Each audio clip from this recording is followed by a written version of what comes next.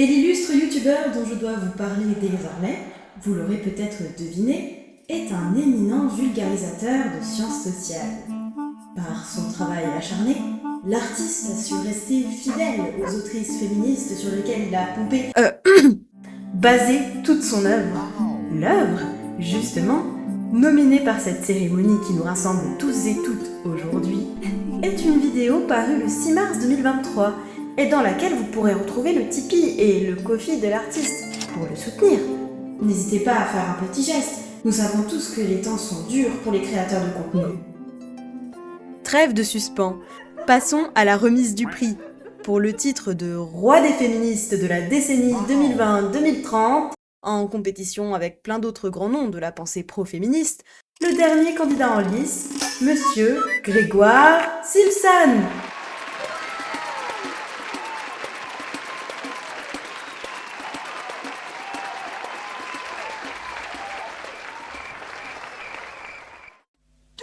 Par un travail habile qui consiste à faire dire à Bourdieu ce qu'il n'a jamais dit, en se planquant derrière des chercheuses féministes, Grégoire Simpson rend un fémage à toutes les femmes de notre douce France. Grâce à sa vidéo intitulée « Pourquoi Bourdieu a fait de la merde avec la domination masculine », le vidéaste a réalisé un exercice habile et habilement maquillé. Celui de s'attaquer à un livre qu'il n'a pas lu, à des concepts qu'il n'a pas compris, et surtout, celui d'expliquer à la plèbe comment les outils auxquels il s'attaque sont pourris, sans jamais faire l'effort de les définir. De toute façon, son public est trop con, on peut pas comprendre. Grâce à Grégoire Simpson, les femmes sont désormais sauvées. Tout le monde sait, désormais, que Bourdieu n'a jamais vu les violences domestiques subies par les femmes. Et d'ailleurs, cet abruti mascu s'imaginait pouvoir émanciper les dominés par le pouvoir magique de l'amour. Peut-être que si vous êtes drôle, j'avais devenu accro. Hein? C'est tellement incroyable que si c'est vrai, c'est très grave. Malheureusement, cette cérémonie de remise de titre aurait pris trop de temps à l'artiste.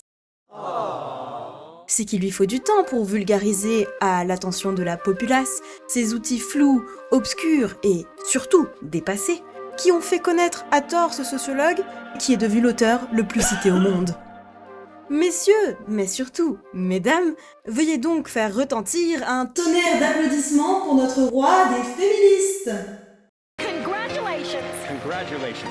Congratulations! Vous avez loupé la vidéo de Grégoire Simpson? Pas de panique! Allez vite la consulter avant la mi-septembre, date à laquelle nous consacrerons une série entière à son honneur. Une chose est sûre, en tout cas, sa misérable vidéo n'est pas passée inaperçue chez nous, et plus particulièrement chez moi, jeune femme féministe qui utilise les outils de Bourdieu au quotidien. Après 2 ans à construire une réponse complète à cette vidéo, nous avons l'honneur de vous proposer cette série de podcasts, en plus de revenir sur pourquoi Grégoire Simpson a fait de la merde avec sa vidéo sur Bourdieu, notre émission, qui sera disponible en son intégralité à sa sortie, nous permettra d'évoquer un problème plus large dont Simpson n'est, au fond, qu'un cas d'école. Ce problème-là, c'est ce qu'on a intitulé la désinvolture des hommes, et plus largement des dominants, dans le militantisme et dans le milieu de gauche de la vulgarisation. Vous vous êtes toujours demandé la différence entre la gauche et la droite ? Vous êtes curieux envers les concepts de Bourdieu pour analyser la domination, notamment la domination masculine ?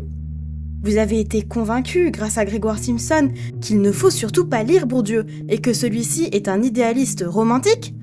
Dans ce cas, rendez-vous mi-septembre pour cette première rentrée en notre compagnie. Mais avant cela, n'hésitez pas à vous rafraîchir la mémoire avec la vidéo du roi des féministes, dont le lien est en description.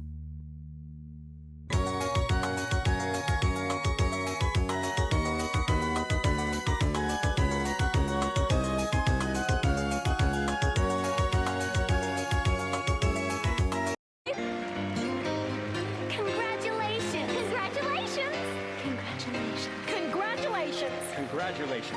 Congratulations! Congratulations. Congratulations. Congratulations. Congratulations! Congratulations. Congratulations! Thank you all.